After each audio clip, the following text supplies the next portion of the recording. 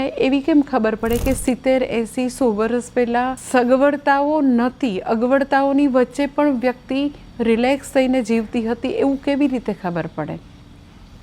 તો એનું આપણી પાસે એક જ પ્રમાણ છે કે જ્યારે વ્યક્તિ રિલેક્સ હોય, જ્યારે વ્યક્તિ શાંતિ અનુભવતી હોય, ત્યારે કલાનો ઉદ્ભવ થાય, કલાનો વિકાસ થાય, ત્યારે જુદી જુદી પ્રકારના સ્થાપત્યનો વિકાસ થાય, ખૂબ સારા સાહિત્યનું નિર્માણ થાય.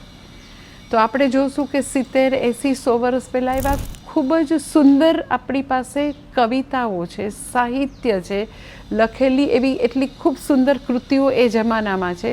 સ્થાપત્યના એના એવા 2 નમૂન આપણી પાસે બધા શિલ્પશાસ્ત્ર છે, મંદિરો એટલા સુંદર બન્યા છે, એવા બધા સ્થાપત્ય પણ છે, એવી બધી સાહિત્યની કૃતિઓ છે. એવું બધું જ આર્ટ, ભરતની વિદ્યા, બધી જુદી જુદી પ્રકારની જે હસ્તકલાની વિદ્યા હતી, સુંદર મજાના ભજનની રચના થઈ હતી, લોકગીતોની રચના થઈ હતી.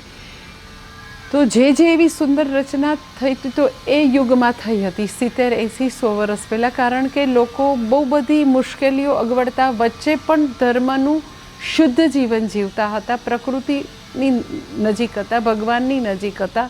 તો એ આ બધી વસ્તુનું નિર્માણ કરી શક્યા હતા કારણ કે બેઝિકલી રિલેક્સ હતા.